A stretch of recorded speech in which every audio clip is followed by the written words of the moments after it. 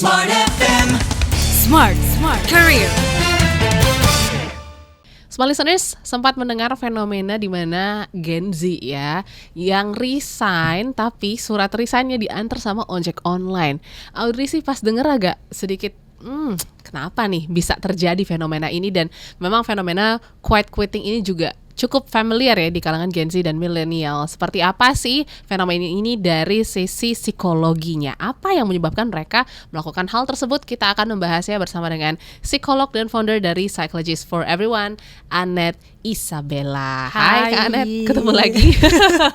Kita sharing sama fenomena yang kalau dilihat terus juga didengar agak bikin ulus dada ya. Ada ya yang seperti ini gitu. Tapi kalau ngomongin dari sudut psikologi pasti akan menarik nih. Sebenarnya kalau dari sudut psikologi sendiri, quiet quitting ini fenomena seperti apa sih, Kak Annette?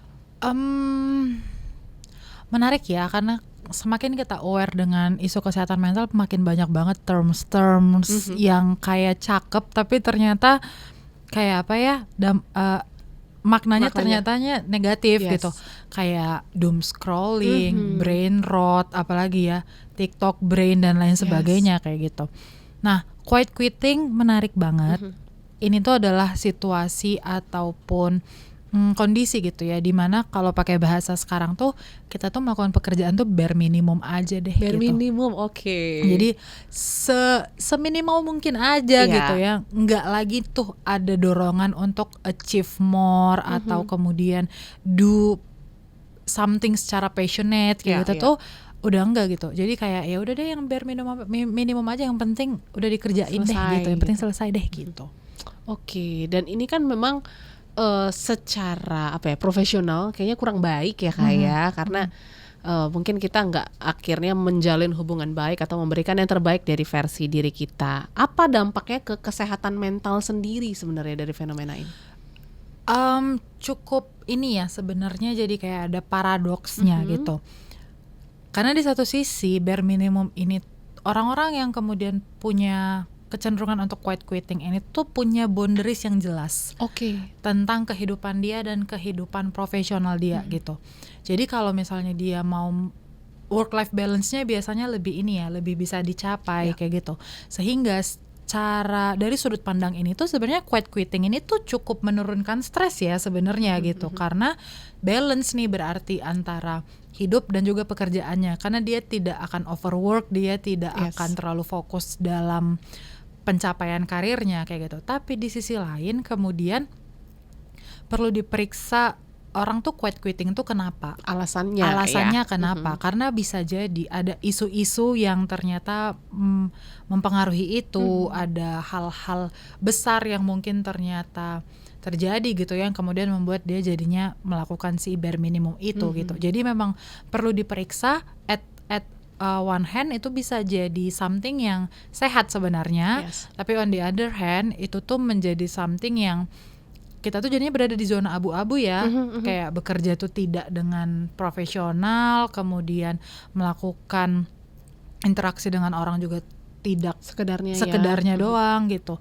Padahal kita sama-sama tahu bahwa hidup tuh kan kita butuh interaksi kayak gitu. Ya gitu.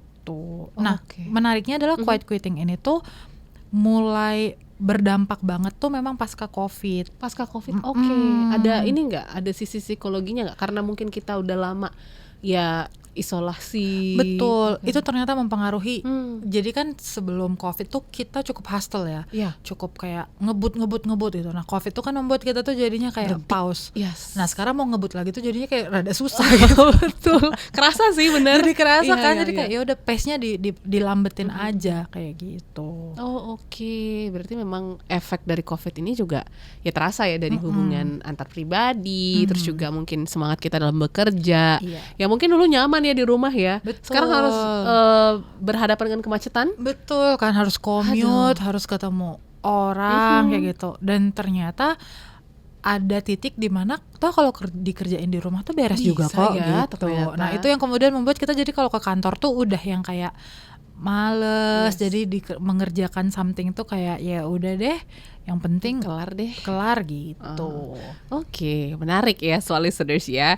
Tapi apakah fenomena ini bisa menular nih Kak? Kalau misalnya tidak di selesaikan, atau mungkin kayak HR, terus juga mungkin leader nggak aware nih ternyata ada satu orang yang sudah memunculkan red flagnya dalam quiet quitting dan akan menularkan ke teman-temannya. Menarik banget karena kalau misalnya kita lihat, kalau tadi Audrey mengangkat fenomena tuh Gen Z ya. Nah, Gen Z ini kan let's say mereka tuh lulusnya itu tuh pas COVID. Ya, betul. Jadi ketika masuk kerja tuh standar kayak regulasi caranya itu tuh mereka kan tidak lihat ya gitu. Sehingga mereka memang bukan karena sengaja melakukan itu, tapi menurut mereka tuh itu cara paling the simplest way yang bisa gitu. Nah, ini akan bisa menular kalau dari pihak perusahaan atau dari pihak kantor kemudian tidak melihat ini tuh sebagai sebuah isu. Kenapa kemudian menular? Karena teman-temannya juga jadi kayak, oh ternyata resign bisa kok pakai Grab aja gitu ya. Ya udah berarti aku juga bisa. Dan toh ternyata dia tidak ditegur, dia tidak mendapatkan punishment apapun. Ya udah berarti aku juga bisa melakukan itu kayak gitu. Sama juga kalau misalnya kita punya teman yang quiet quitting, dia bare minimum aja tuh nggak apa-apa. Kenapa kita terus harus effort, maksimal banget, harus effort banget gitu. Ya. Sehingga sangat-sangat dipengaruhi di sini tuh adalah pengakuan dari perusahaan, apresiasi dari perusahaan. Itu yang akan membuat teman-teman tuh jadinya tetap bisa bersemangat kerjanya. Kalau tidak ada apresiasi dari perusahaan juga lama-lama karyawan juga jadinya kayak oh ya udah bare minimum lagi aja kayak gitu kan. Gitu. Jadi memang itu perlu sinergi sih dari HR-nya, dari mungkin petinggi-petinggi di perusahaannya, juga dari karyawannya sendiri juga gitu. Berarti HR ini ataupun juga mungkin orang-orang yang punya andil ya di ranah ini harus mulai aware ya, karena kan ini ada perbedaan cara menangani karyawan dari masa sebelum COVID dan sesudah ya Kak ya. Betul. Kalau dalam penanganan, kalau di HR itu tuh memang sepemahamanku, karena again aku psikolog klinis ya, bukan industri kan. Cuman emang kalau kita dari klinis, kita tuh melihat memang harus ada batas yang jelas, mana punishment, mana reward gitu. Kayak manusia tuh sebenarnya sesederhana itu. Kalau salah berikan punishment, kalau dia berhasil melakukan sesuatu berikan reward. Sayangnya mungkin di beberapa perusahaan ada teman-teman yang melakukan kesalahan tidak dipunish, ada teman-teman yang mendapatkan pencapaian tidak diberikan reward gitu. Akhirnya kan jadinya males ya. Kita tuh jadinya sebagai manusia kita jadi kayak ya udah ngapain kayak gitu kan. Toh aku kerja bagus juga tidak dilihat, tidak diapresiasi. Temenku kerjanya nggak beres, dihukum juga enggak gitu. Jadi ya udah selama masih dapat gaji, ya udahlah kerjain aja gitu jadinya. Ini menjadi fenomena yang juga mungkin harus menjadi alert ya untuk perusahaan-perusahaan yang punya tim ataupun karyawan yang cukup banyak. So, mungkin boleh kasih saran juga nih sebagai psikolog klinis gitu ya Kak. Karena kan perusahaan ini harus mulai melihat ya, aware dengan kondisi-kondisi mental dari karyawannya sendiri. Gimana supaya mereka itu bisa merasa disayang, dimotivasi, sehingga quiet quitting ini nggak menjadi jalan pintas untuk teman-teman yang merasa udah nggak engage nih dengan perusahaan ataupun pekerjaannya. Yang pertama jelas punishment rewardnya itu harus jelas gitu, dan harus diberikan secara konsisten sesuai dengan kondisinya. Jadi ini orang tuh mau dia sudah capai 10 kali, iya berikanlah rewardnya tuh 10 kali kayak gitu. Karena itu yang kemudian akan menduplikat kerja kerasnya dia tuh jadi 10 kali lipat kayak gitu. Nah, kemudian perusahaan harus menyadari bahwa memang kan ada perubahan tren dalam bekerja gitu ya. Sehingga tren sekarang itu orang tuh udah lebih work life balance gitu. Betul. Enggak kayak generasi orang tua kita yang kerja itu tuh sebuah identitas gitu ya. Nah, kalau sekarang tuh identitas anak-anak muda tuh tidak cuma kerja, nonton konser, nyalon, ini itu. Jadi perusahaan perlu mengisi gap ini dengan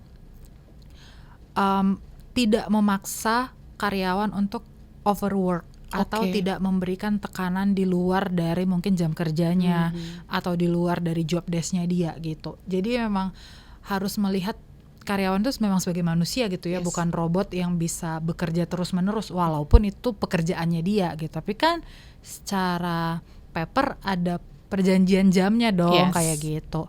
Nah, kemudian yang berikutnya adalah memang harus membangun suasana kantor itu yang mendukung ke arah pertumbuhan bersama gitu. Jadi memang kalau teman-teman kemudian menyadari bahwa ada teman yang mungkin mengalami isu mental, itu jangan justru dikecilkan tapi kemudian diberikan perhatian, karena itu kemudian akan membantu karyawan-karyawan yang lain juga jadi merasa kayak, oh aku just in case aku punya masalah tuh ternyata responnya pun akan kurang lebih sama seperti ini, kayak gitu. Yes. Jadi memang harus membangun lingkungan yang sehat ya di perusahaan sesuai dengan trennya sekarang. Betul. Karena sehatnya baby boomers beda sama sehatnya sekarang generasi kita kan, kayak gitu. Yes. Jadi ini mungkin dari perspektif perusahaan harus aware, dan juga kita sebagai rekan kerja juga harus aware ya. Kalau misalnya ada tanda teman-teman yang mungkin udah mulai ngomong, kayaknya resign aja deh, quitting aja deh.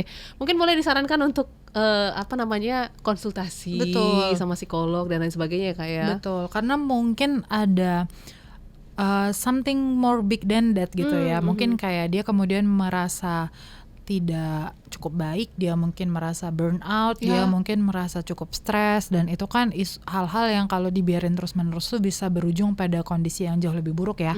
Gitu. Jadi kalau teman-teman sudah melihat ada teman yang melakukan quiet quitting, coba dideketin, kemudian ditanya gitu. Kenapa? Tuh, jangan dijauhin ya. Dan jangan ikut-ikutan ya, Betul. justru jadi ikut-ikutan. Takutnya jadi hal yang nggak baik juga di perusahaan berikutnya. Betul. Seperti itu. Jadi sudah paham ya small listeners terkait dengan fenomena quiet quitting ini, dan semoga ini menjadi awareness untuk kita semua, baik dari sisi perusahaan, HR, dan juga kita sebagai aset di perusahaan. So thank you Kak Anet. Sama-sama. Ditunggu sharingnya lain waktu, dan small listeners jangan lupa juga kalau Anda merasa podcast kali ini bermanfaat untuk orang-orang yang mungkin juga sudah ada fenomena tadi ya, silakan boleh di-share dan juga bisa dibagikan di sosial media. Kalau begitu kami pamit, sampai jumpa di podcast karir berikutnya. Smart FM. Smart Career. Make your future better.